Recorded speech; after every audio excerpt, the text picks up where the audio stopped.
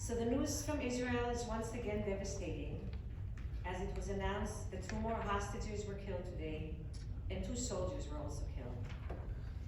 Unfortunately, since October 7th, we wake up every morning to heartbreaking news. The tragic events that occurred on October 7th have deeply affected many of us here.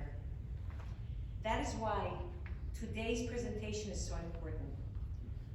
When Yael Niv introduced us to Lisa, we were eager to invite her to speak. Lisa Fliegel is an American-Israeli writer based in Boston and a trauma specialist who has worked in conflict areas all over the world. Tonight, Lisa will tell the story of how she reacted to the news of October 7th. And as she writes in her own words, remembering that I am a trauma therapist, I bought a plane ticket to go and help. In addition to describing her work with evacuees from the kibbutzim and communities in the south of Israel, Lisa will equip the audience with fundamental tools for addressing trauma during her presentation tonight. We are also very lucky to have members from the Tzedek Center in Israel who will join Lisa and tell us about the important work they do. Please welcome Lisa.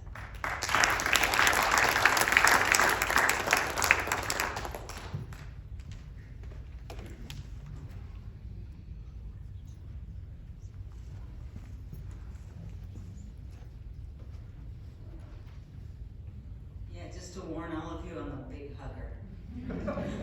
So, stay away if you can. Thank you all for coming. I'm imagining that there are many of you in this audience tonight who have heard the Moth Radio Hour.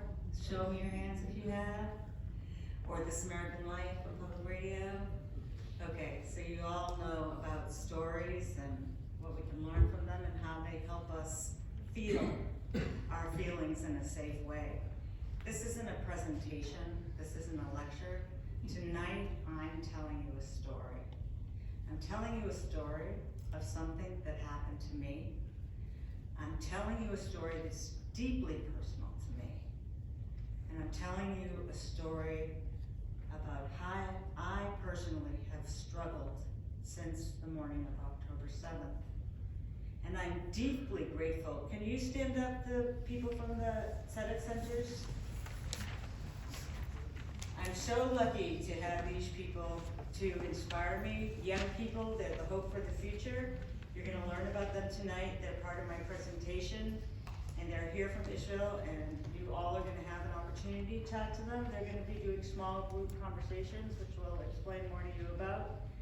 You each have a picture of a piece of luggage. The reason you have it is because everyone here has walked into this room with baggage. We all have baggage. Your baggage might be your feelings about Israel. It might be your feelings about being a Jew today with all the trauma and anti-Semitism, lack of security. You might be worried about your kids. You might be thinking about what you're gonna have for breakfast tomorrow morning or what you didn't pick up at the grocery store. I'm gonna ask you to take that piece of baggage and I'm gonna fold it up. Let's see people folding. And I want you to put it under your tuchus or in your pocketbook or in your pocket. We're all gonna put our own baggage aside for now. And we're gonna buckle up for a story. Afterwards, at the end, when I finish this presentation, I'm probably going to need to cry for a few minutes. And the rabbi and the Tzedek Center people will tell you about the next phase. I will be available in a separate room for people to come and talk to me, but I'm not doing a Q&A. Why am I not doing a Q&A? Because this isn't a lecture. This is a story. After a mock, you applaud. If you want to applaud, if you don't want to applaud, you don't have to. Everybody ready? You fold your piece of paper, you put it on the side, your baggage is, your minds are clear. Ready. Okay, thank you. So it's really important to talk about what trauma is. Because in today's world with the media, trauma this, trauma that, it's like the word doesn't even mean anything anymore. Trauma is a very specific thing. it impacts us a certain way. Oh, I'm supposed to be at the microphone. Thank you, sorry about that. There's like 150 people on the live stream. Yeah, so if anybody sees me walk away, just go like that. Thank you. But trauma is something very specific. And when we call everything a trauma, it kind of takes away from the meaning of the word. And this I found was like a great way to really describe. Trauma is a response to experiences that deeply erode our sense of self. We no longer feel safe in the world or even in our own bodies. A traumatic experience is one that violates our trust, challenges our faith, and shakes our identity. We no longer are certain of our role or place in the world. And this is a map of what we call the Gaza envelope, because it looks kind of like the lip of an envelope. And these are the kibbutzim that Hamas attacked on that day. And you can see close to the bottom, you see a little dot of kibbutz Nir Oz, which you've heard them a lot on the radio, and you'll hear more about them today. Now, okay, what is this? What? Okay. When I go to court in Boston, to juvenile court, with a juvenile defendant, the judge often says, "And who is it that you have with you in court today?" And the young person that I'm with looks around and feels very confident and glad, because she's, Lisa's here with me from the Peace Institute. We have a whole team of people, and I had a son, John, who I took to juvenile court many times. And when the judge asked that question, after he answered, he said, "They see that I have people. They thought I didn't have people, but I have people." So that's one of the things I do in my life as a trauma specialist. And when the judge asks that question and the young person answers, I then say to myself, who do I have with me in this courtroom today? Who have I internalized that is supporting me so that I can do this work? Judith Rowe is one of those people. I know, it's hard. Judith Rowe was a member of the Jewish Center for many years, and we were very close. She was a very special person. I want you to hear about her. So Judith graduated high school early.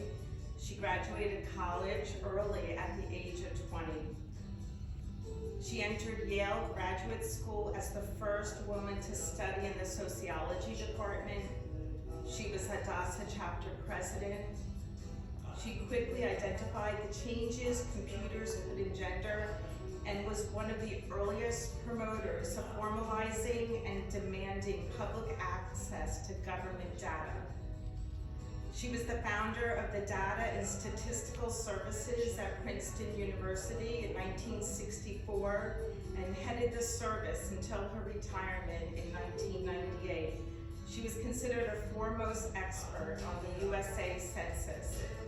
She was a pioneer in the creation of the Census Bureau's State Data Center program, and she also had elected positions in the Association of Public Data Users and the Council of Professional Associations on Federal Statistics. She was one of the great pioneers of the social science data field, and her daughter Becky in Israel is listening to us on Zoom now. So Judith showed me an example of breaking the glass ceilings, of not being limited, of questioning the way things were. Most important of all, Judith taught me the importance of being curious and being courageous, because it takes great courage to be courageous. But she also gave me her daughter Becky. This is Becky right here in the purple circle. Here we are on Young Judea Year course. And we were in Young GD together. Here I am at Camp Tel Yehuda in my blue movement t-shirt. Zionist Youth Movement. I was very proud of it. I'm wearing a different one today. I'm not batting for the other team. It's my uniform in a lot. But it gave us a sense of community to be together. And when we moved to Israel, we had each other. We had shared values. And what's very important to know about trauma is one of the things that creates resilience is a deep belief system and understanding of principles and a sense of purpose in the world. And Judith gave us that, and she gave me her daughter as my closest friend in the world. And this is the family. This is Becky and Noam and little Aviv and Judith and Tal. And this is Lev. Lev when he was a little boy. And I'm their auntie, I'm their doda. And Lev is one of the co-directors, co-founders of the Tzedek Centers, of which you'll hear a lot tonight, and you're gonna see a lot of Lev. We can go to the next slide. On October 7th, every one of us was changed.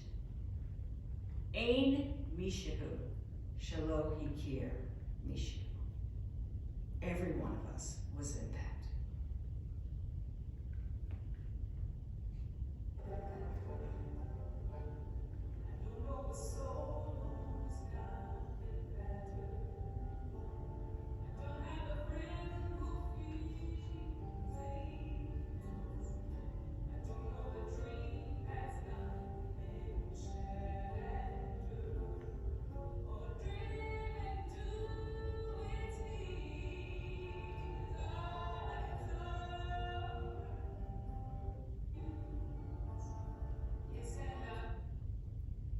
So terror, the terrorism, is a fear of the unpredictable, of annihilation and expulsion. This is our collective Jewish memory, transmitted as intergenerational trauma. As American Jews, the Tree of Life attack in Pittsburgh echoed that historical trauma. And now we are left to wonder once again, can we really be safe anywhere? We all question that. And so we have a sense of powerlessness, which is what characterizes trauma. And we say, are the Jewish people being abandoned again? Israel was always there. Can Israel still be there for us? The IDF is invincible. They always say the day, where were they that day? Now nowhere feels safe to us. Israel is central to my Jewish identity, but my collective ethnic memory, perceiving threat and acts of violence as being around every corner.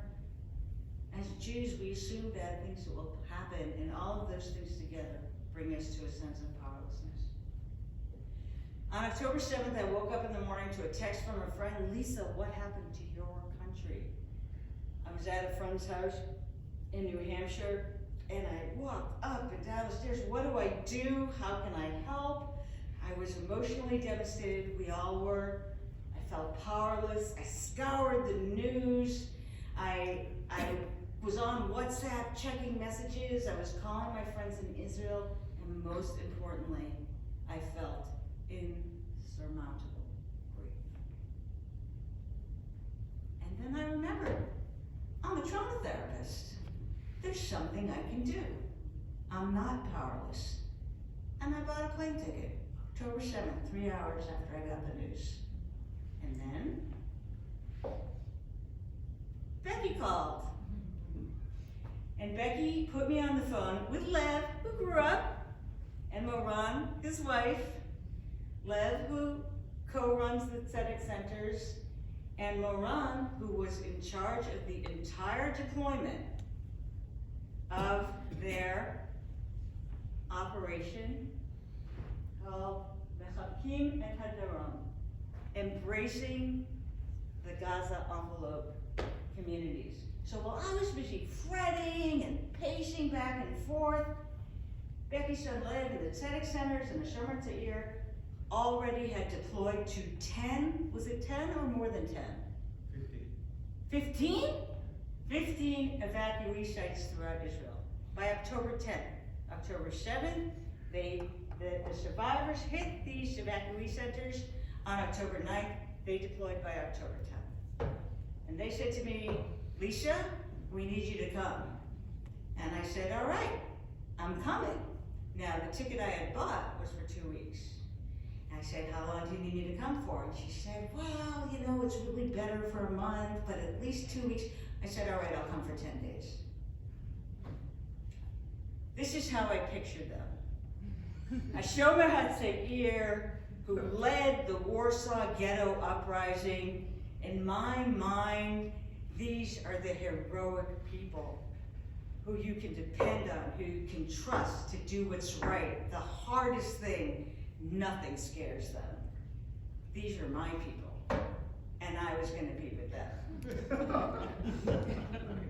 And here they are, the team, and I say, what am I? What's wrong with me? I'm going to go for 10 days, I'm going to go, and I'm going to barely figure out what's going on. And I changed my plane ticket to a month. And I said, I'm on my way. I got to Israel. Once I bought my plane tickets, things seemed to move at breakneck speed. People were calling, bringing me donations. I enlisted a crackerjack team to get me packed and out the door, just like such a team brought me here tonight. When I landed in Israel, I really landed. I wasn't afraid of the missiles. I wasn't afraid of the uncaught terrorists still wandering the streets, but I hesitated. Was it arrogant to think that I might be able to help these people somehow? Then Miriam said, Lisa, it's the same thing you've always done, but more.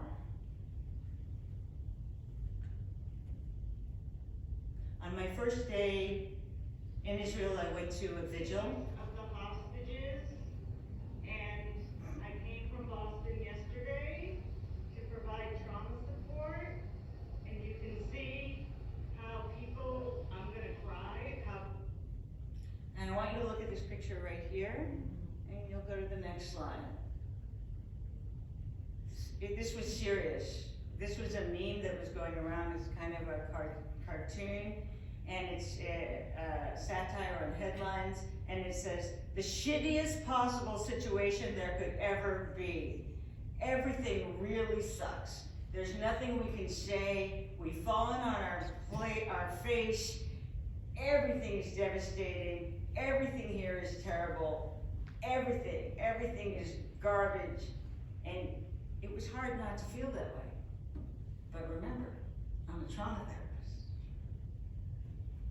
And the other thing is, this is Yael. Yael and I had never met, but we're both part of Mothers Against Violence in Israel. And the Mothers Against Violence started the Yellow Ribbon campaign. And Yael called me before I left, and she said, I'm gonna send you to Israel with yellow ribbons because they've run out.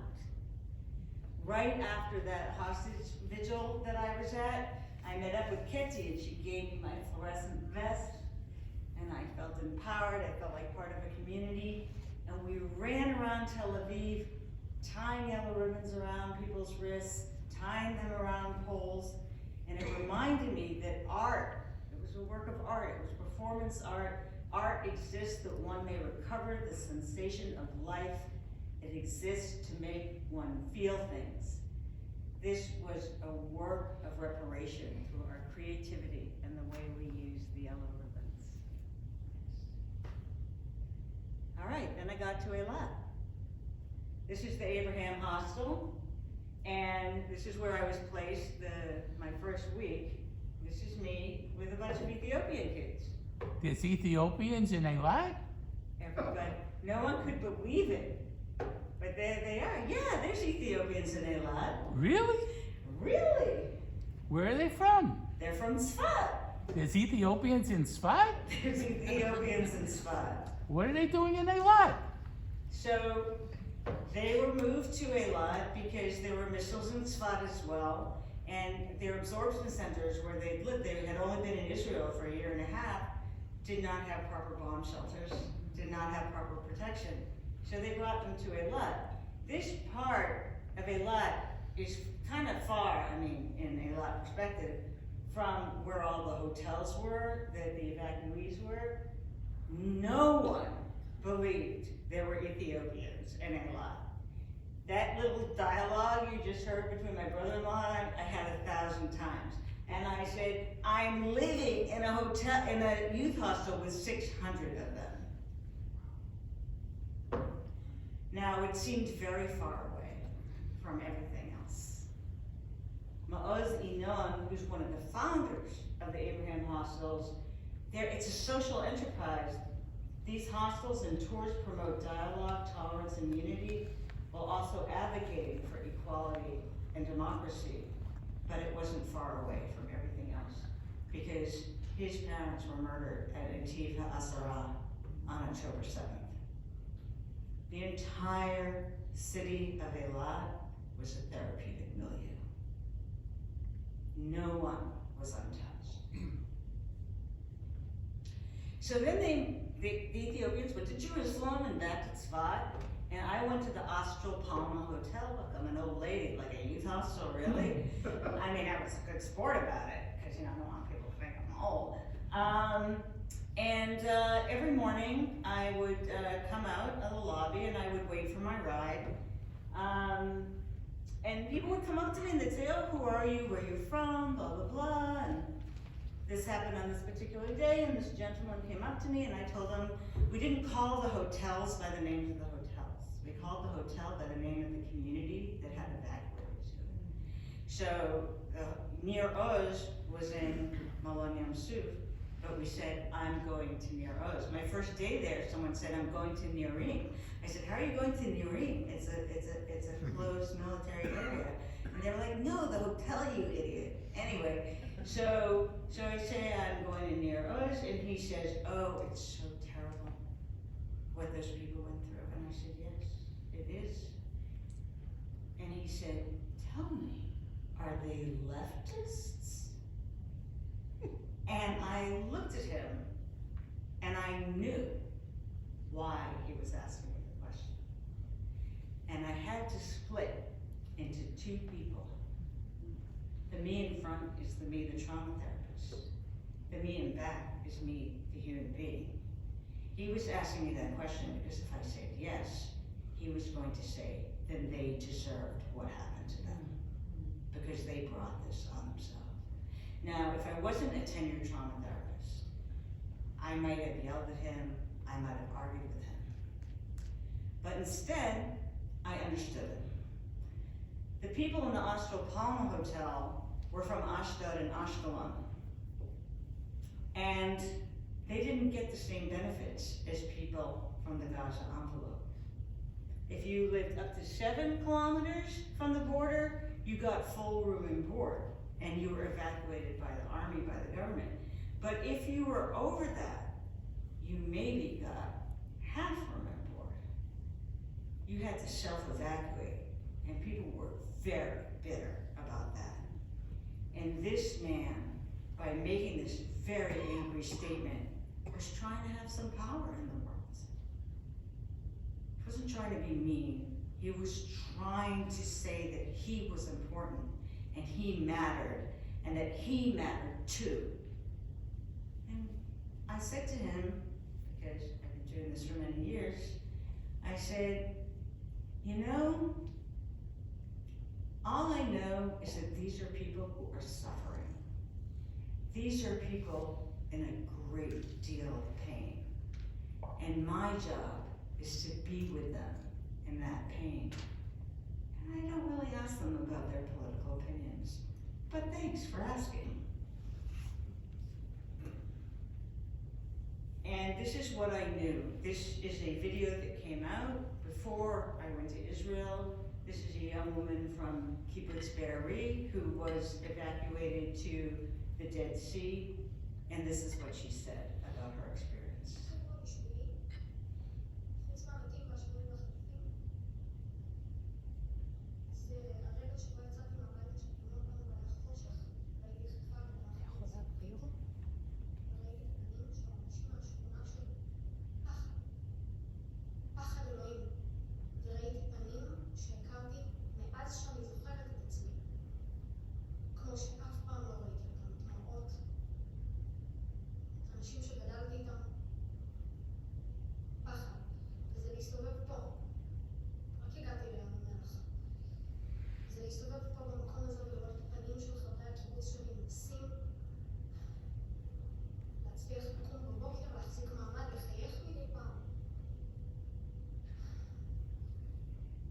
So I had that in my heart as I was about to enter the lobby of Nero's.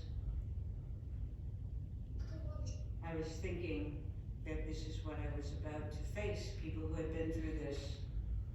So this is how I would walk. There's like a little driveway here, and I would walk toward the lobby. And on this particular day, I got a phone call from my friend Brian, who's the principal of a Jewish day school in the Boston area. And his students wanted to interview me about my experience. They were 13 and 14 years old. They asked me really great questions. Now, I want to tell you right now, outside there's like a bibliography, and my podcast, and my PR interviews and stuff. I'm not telling you all the stories because we'd be here for a week. So I'm just going to tell you about this one question. Eli asked, 14 years old. He said to me, well, I don't think I should ask my question. I don't think it's right. And Brian said, well, Eli, I think it's a good question. I'm going to ask Lisa this question. And Brian said, Eli wants to know, you're working there, you're with those people, but what about the people in Gaza? And I said, Eli, that's a really interesting question. I wonder why you didn't want to ask me that question. Remember, he's 14 years old. And he said, I don't think it's fair to you. You are deeply immersed in the story of these people, these survivors. It's not fair of me to pull you out of that and try and place you somewhere else. I was shocked at the insight and the sensitivity. And I thought about what he said, and I said, you know, that's amazing how thoughtful you are. And I said to him, to ask me that question, you're not pulling me out of here. I'm a trauma therapist. I believe that violence happens when people feel victimized. When their trauma isn't treated and they feel victimized, they feel entitled to do terrible things. And if we want there to be peace, we need to treat the trauma. And I go wherever the trauma is. I go to whoever needs the help. I've been to Gaza. I've been all over Palestine. Right now I'm here to restore humanity, and it doesn't matter who the human beings are. And they said, that's cool. Okay, so you kind of have to imagine, you walk into this hotel, this is the Suf Hotel, and on the right-hand side, there's this long sofa. There's a little sign that says Emdat Hosam, a resilience center. And if you were a survivor of the massacre of that horrible day, and you felt like you needed to talk to someone, you could simply sit on this couch, and a therapist would appear to talk to you. The lobby was beautiful, it was bright, it was airy, and this was my therapeutic milieu. Now, I said to myself, because I was scared, I was like, who do I think I am? And I said, who do I have with me? Who am I bringing with me into this room today? And I thought of two people. One of them is my friend Donald Osgood, who runs the neighborhood trauma teams in the city of Boston. And we go out immediately following a stabbing, a shooting, or a homicide in real time. And I thought about how he calls me sis, and how he accepts me, and how he trusts me, and I felt his trust in me. And I also thought about the Israeli Trauma Coalition, which I've worked with many years. Israel Trauma Coalition is the cornerstone in the treatment of national trauma. They manage resilience centers, regional training centers, and they provide psychosocial support to individuals and communities and strengthen the resilience of Israeli intervention teams. But the most important thing about the Israel Trauma Coalition, they brought the word resilience into the Israeli lexicon. It wasn't a word that people used 20 years ago. It wasn't a word people used 15 years ago.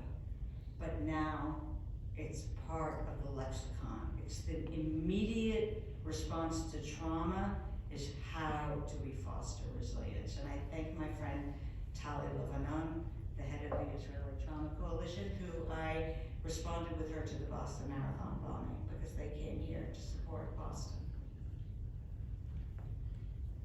So you saw on the slide, it said safety and stabilization, according to Judy Herman, whose book is out there, Trauma and Recovery, second book, Trauma and Repair. The first stage of response to acute trauma is safety and stabilization. We want to make sure that people are in a safe place and that they are stabilized. And then the next phase, we need to allow people room for remembrance and mourning. This is a wedding hall, an event hall in the hotel. And it was transformed into the communal shiva room because they couldn't bury their loved ones on their kibbutzim because their kibbutzim were closed military zones. And they couldn't shiva in their own homes because their homes had been burnt down. So they had this room, and on the outside of the room, it said, Cheder Nichumim L'Mishpachot HaNirtzachim, the grieving comfort room for families of the murdered. And every day there was a different list of who was sitting shiva and what time you could come see them. The whole hotel was full of noise and children and laughter and singing, and this was off to the side, very quiet. Now, the next phase we have to go to is relationships and interconnectedness, because remember, trauma is a violation of trust. And we have to restore trust. We have to restore the belief in the viability of relationship and find a way to restore connection. So you see here the Yizkor candles and the names of the dead. It's no coincidence that right behind this, you have to look behind, you'll see a man on a laptop. There's a table there, and the entire executive of Kibbutz Nir Oz sat there every day on their laptops, figuring out how to restore the framework, the economic structure, the social structure of the kibbutz. And all day long, you would walk by and they would be there, they'd be at it, figuring out how to do it. Now, we would often say to ourselves, like, this is like delusional, like, where are we and what are we doing here and how do we think, we can be of any help?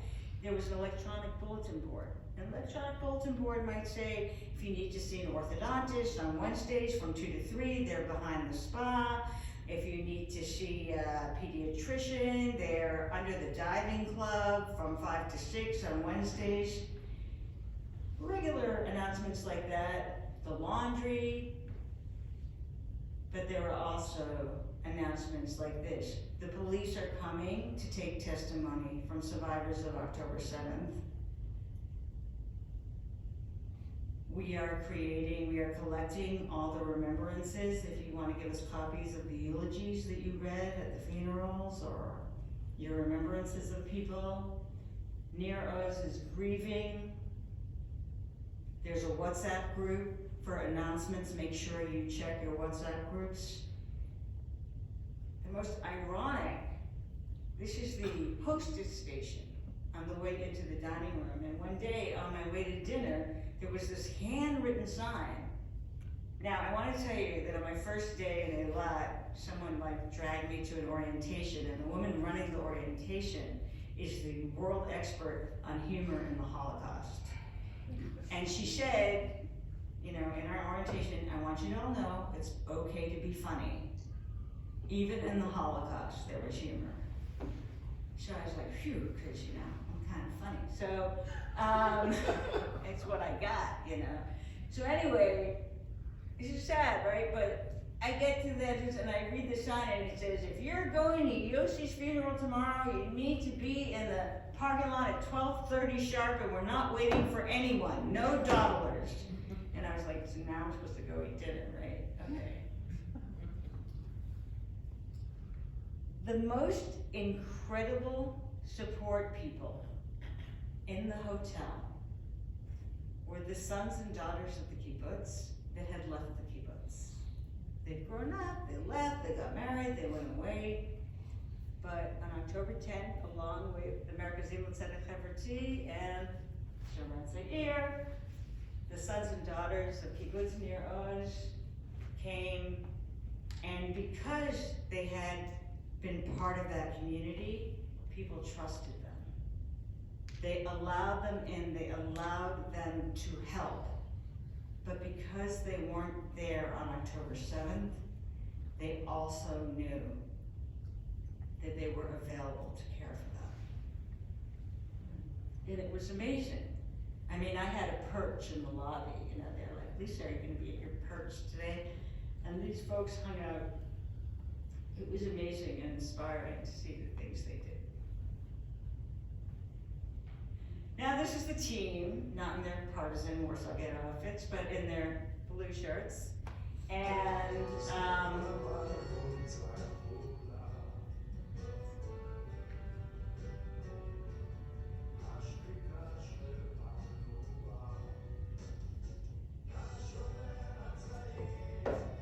okay, for all you Hashem Seder lovers in the audience.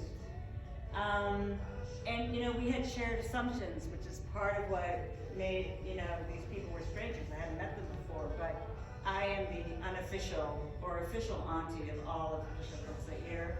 So it was okay. And because of our common goals and beliefs, I came in with confidence in them and in our shared mission. But we still had to learn a lot about each other. We still needed to be curious. Now, when we really get into trouble with trauma is when we lose our curiosity about ourselves and others, when we lose our capacity for self-reflection. This is the toxic effect of trauma on curiosity. Curiosity is the opposite of trauma. If I can be curious, I have to feel safe. Trauma is conditioned limitation caused by a sense of threat. Curiosity opens the door to possibilities. We become preoccupied with keeping ourselves safe rather than trusting others to help us. Traumatized people can shock and paralyze us with their extreme hopelessness and aggression. One gentleman looked at me one day, saw me every day. One day he decided to sit next to me and tell me his story. And he told me what happened in the safe room, and he said, I planted every blade of grass on Nir Oz on my hands and knees, and it's all burnt. It's all destroyed. How can I be a father? How can I believe in a future? As helpers, we can't collude or be drawn into that trap. Trying to paralyze us. They do this because the only way they can know that we know how they feel is to make us feel stuck. But we can reflect back. October 7th was a day like no other. There is no way anyone could comprehend the magnitude of what happened. But I'm curious, what happened when you got to Eilat? When you arrived at the hotel? Oh, when we arrived at the hotel, there were hundreds of people waiting for us. And they had tears streaming down their faces. And they had everything we could need. We were barefoot. We didn't have anything. Our houses had been burned. We couldn't go. Some of us had 5 minutes to get our stuff.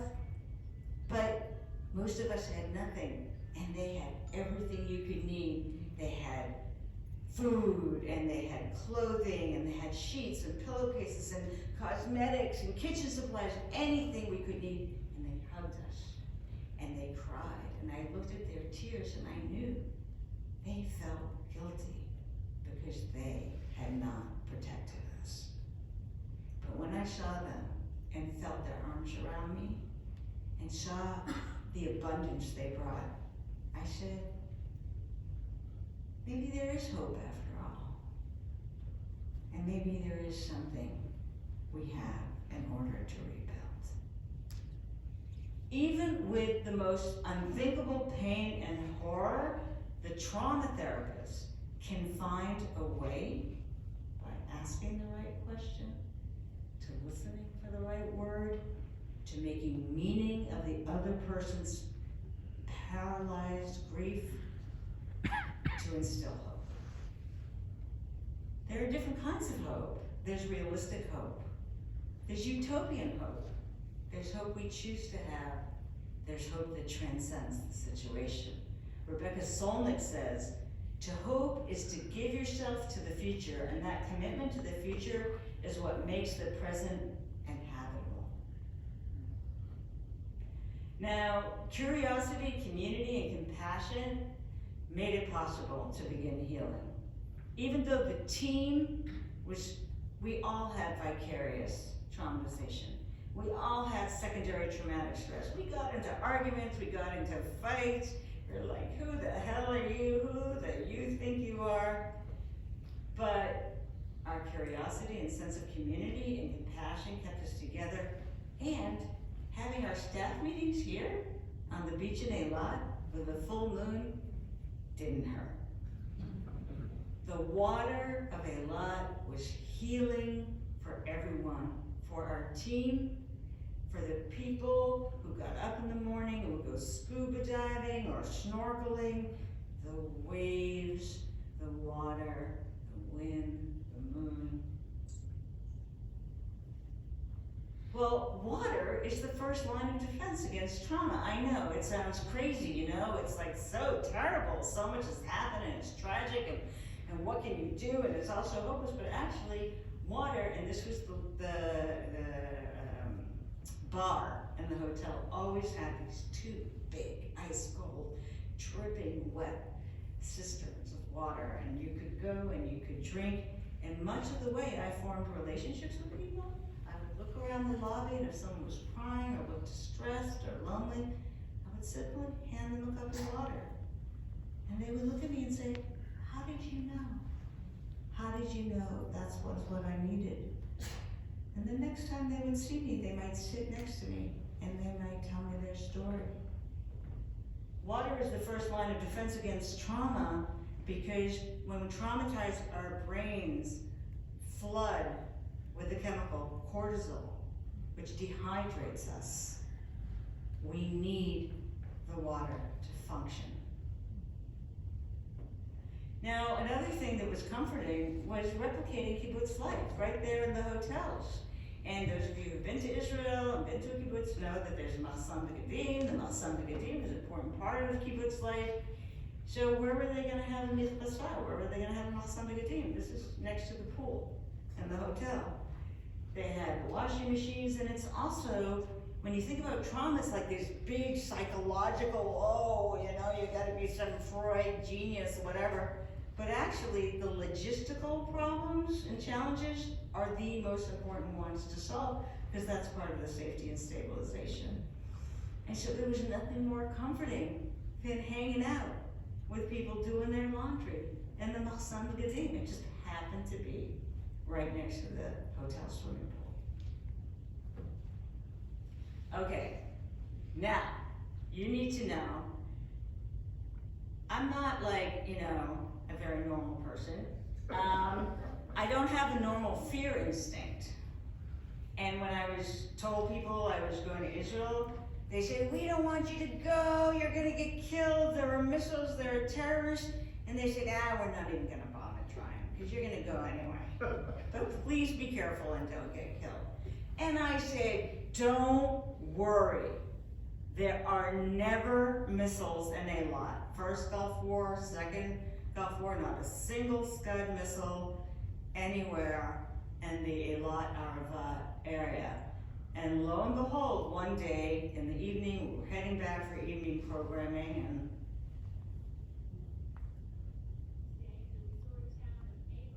the Red Sea was targeted by a drone. The IDF confirmed they shot it down. This morning in Eilat, in the southern sector, IDF forces identified identified an aerial target that was approaching Israeli territory. Alert was sounded, there is no threat, and there is no danger. Yemen's Houthi rebels confirmed they were behind the drone attack. Yemen. Not only was there a missile, but from Yemen. Israel had never been attacked from Yemen. So here it was nighttime, and we hear the alert. And we're in the car, and so Shachar, who I'm driving with, he says, all right, we gotta get out of here, and he drives the car like a high-speed car chase in a movie, and we go into the closest hotel, and we drive into the parking lot, we jump out of the car, and we leave the doors open, and we run up the steps, and there's a lady in a fluorescent vest, and she goes, the bomb shelter's over there, and we run to the bomb shelter, and it's crowded, and there's no room to go, and Shachar said, would it be okay if we came in? And they said, certainly, and they tried to get out of our way. And we went in and we squeezed our way to the bottom of the stairs. And lo and behold, I was sitting underneath the dress of a bride whose wedding had been interrupted. And behind her was her groom. Now I told you, everywhere I am, I'm a therapist. And I said to myself, what can I do for this couple to restore their hope, to give them back their happiness?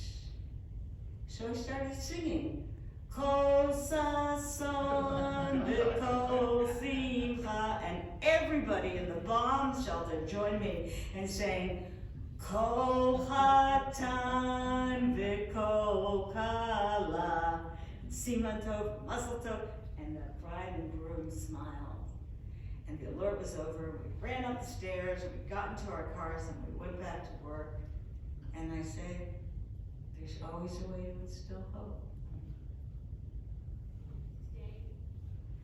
So, I talked about my first conversation with Yael, who said, I'm gonna send you yellow ribbons, but even Amazon had run out of yellow ribbons. It wasn't just Israel, the whole universe had run out of yellow ribbons. And so the people, the grandmothers, of the hostages said, we're going to knit yellow ribbons.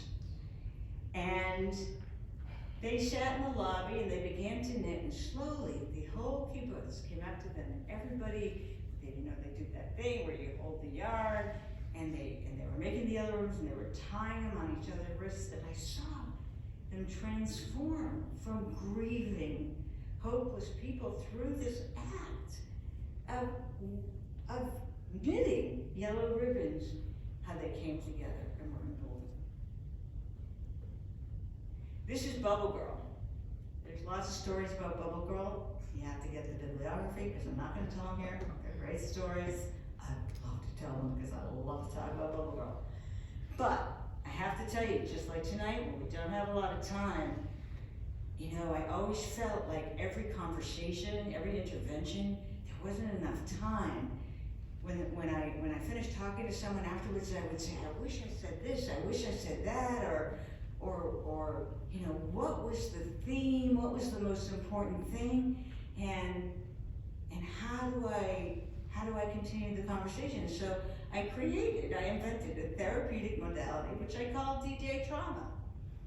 And after each one of these conversations, I would find a song that I thought represented our conversation, or the theme, or the mood, or the thing I hadn't said, or a little bit more of comfort, a little bit more of encouragement. And the best song I found was this one.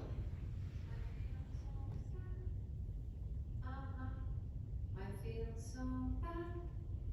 I feel so mad. Breathe in, breathe out. My mind is here. My mind is there. Life is up there. Breathe in, breathe out. I feel so blue. So I was in the dining room, and I'm like, this is Holly Near, and I'm like, what, did she take the diagnostic symptom manual and translate it into a song? Because she describes every trauma reaction, and then the answer is to breathe in and breathe out and control our breathing, because in trauma trauma, we lose control, but we can control our breathing. So I'm sitting in the dining room with Bubble Girl. She's 4.5 years old. She's a smart aleck. They were in the reinforced room for 8 hours. The Hamas was shooting smoke bombs, and they were choking to death. And they couldn't see each other because there was so much smoke in the room. Finally, some way, somehow, her dad managed to find the window and break it, and they were able to escape through the window and made it to safety. But her uncle, her mother's brother, was killed on Kibbutz Kisufim, and her father's twin brother was hostage, and his wife and his kids. Her cousin, when you remember the first video you saw of me with those pictures, those were her cousins. And so she was acting out all over the place, and people were like, oh my God, what are we gonna do with this kid? And I was like, all right, I got this. But you gotta read the story on the blog. Anyway, I'm sitting with her in the dining room, and I say, you know, I got this great song, and I played it for her. She doesn't speak any English at all. I explained it to her, and we're sitting there and having a good old time, and then a whole group of people walk in, and they're loud, and they're noisy, and they're hitting the chairs as they're walking by us.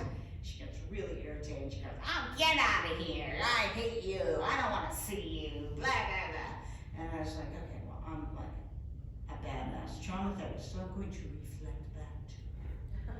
And I said, oh, you know, when I'm sitting quietly and eating my breakfast with my friends and family, I don't want people to come in and be noisy, and I don't want them to distract me, and it makes me really angry.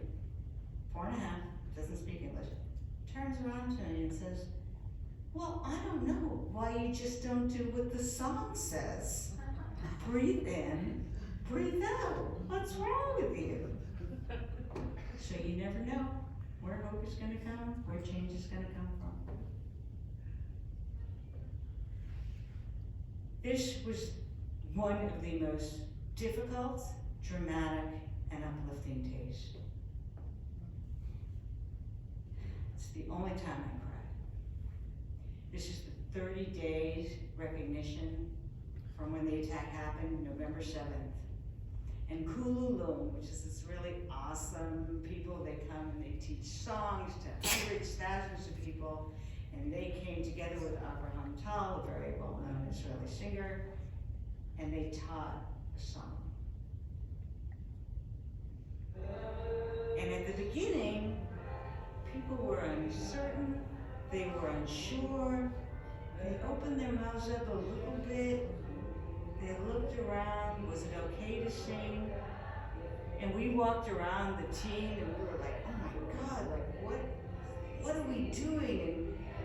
And we had trays of water, and as they went on, their voices got louder, and they stood more upright, and they learned the harmony, and the song was reverberating throughout the hotel.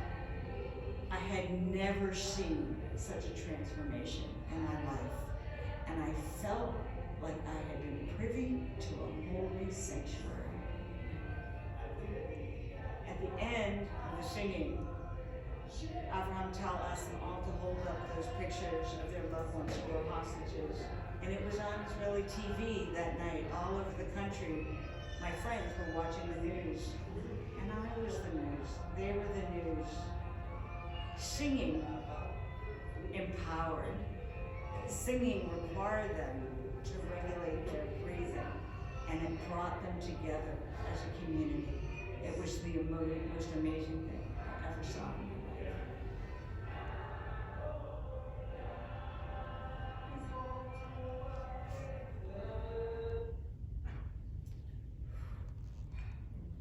Thank you for understanding. Okay, so it was getting time for me to leave. I was like, how can I leave this place? I can't go, I can't go. These people have become a part of me. The whole time I'm there, I don't have to say, what can I do, because I'm doing something. When I leave, I'm gonna have to just deal with the pain. But you know, B'yom Shlishi, Elohim Amar Pamayim Ki Tov. And so God made sure there were 2 missile attacks my last day in Eilat.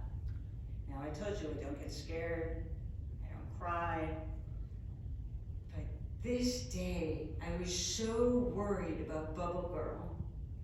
And we got all the kids, and this was the bomb shelter for the children, like a Chuck E. Cheese kind of place, a playroom. Yellow Dudas, they call it. And we got the kids in, and the room was full, but I didn't see Bubble Girl, and I started crying because I was worried about her. I know she could die the day before I leave. I love her. And the next thing I know, she's popping her head out from under the chair, and she goes, "What are you doing here? Go away." And I went, "All right." And then I went, "Eh," and she went, "Eh," and everybody was okay. This is the Israeli writer David Grossman. And this is what he says about loss and grief. The first feeling you have is one of exile. You are being exiled from everything you know. You can take nothing for granted. You don't recognize yourself. I felt like someone who had experienced an earthquake, whose house had been crushed, and who goes out and takes one brick and puts it on top of another brick. I felt I was building my home again with every day of my work in that hotel. It was a way of fighting against the gravity of grief. This used to be so hard for me to express, but now, when I talk about it, I feel able to say that it was a way of choosing life. So, how do you say goodbye to people?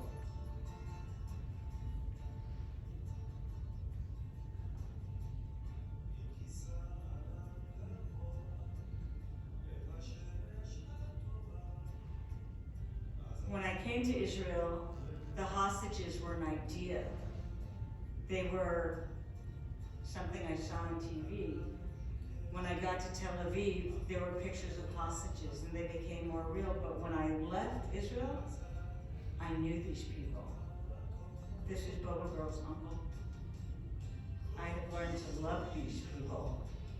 This is the corridor on the way to the gate at Ben Gurion Airport. And I said, how can I leave these people? I know them. I love them. I care about them. And people said to me, how does it feel to be going home? And I was like, oh, I'm glad you know where my home is. Because I'm always divided. I'm always in Israel and here. I never know where my home is. But I know where I need to be in a situation like that. When they announced that hostages would be released, everybody was so anxious. We didn't know if they'd bring dead bodies, if they'd bring people alive. We didn't know if Hamas was gonna come and just start shooting and killing. But we so much wanted to see them. And so my friend, here in the magazine, sent me a picture. This was the Shiva room. And now it was a room of hope because they were watching on the flat screen TV the hostages being exchanged. And you can see they're scanning their necks, craning to see, are these my family members? And I was so grateful to them for sharing this picture with me. And who was released? Bubble Girl's cousins and her aunt. And it wasn't enough. And it didn't solve the problem. And it didn't end the war. But it was something. It was people that I knew and people that I loved coming home. So how do I deal with my trauma? Well, you already know, I kind of crack stupid jokes.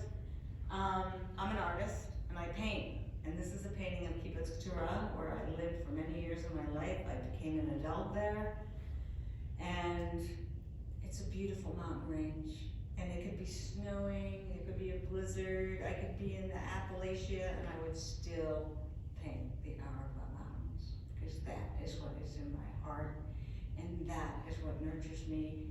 And it was so smart of Moran to say, we want you to go to Eilat, because I would be with my mountains, and no matter what I dealt with in that hotel. I had those mountains that I love supporting me.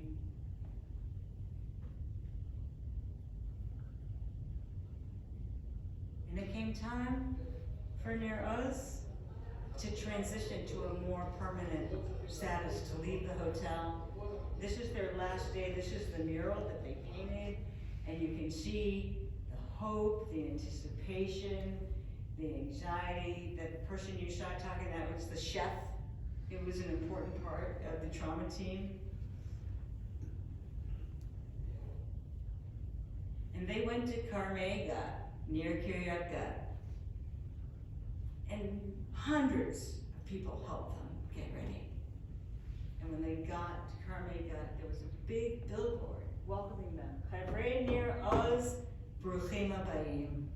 And people lined the streets with Israeli flags welcoming them. This is their transitional home for 2 years, 3 years, while their kibbutz is rebuilt. They had a big party on their last day to thank all the volunteers. It broke my heart not to be there, but again, my friends from Shomer Zaire and the Merkazim sent me a picture so I could be part of it. And at the end of the party, at the end of the presentation, they had a big slide that said, Toda. Thank you. L'kol hashutafim b'ktivat hasipur shalom. To the people who came and helped us with a new narrative. And I thought, they're thanking me. I was there. I got to be a part of that. And then I thought, what are you thanking me for? I'm the one who's grateful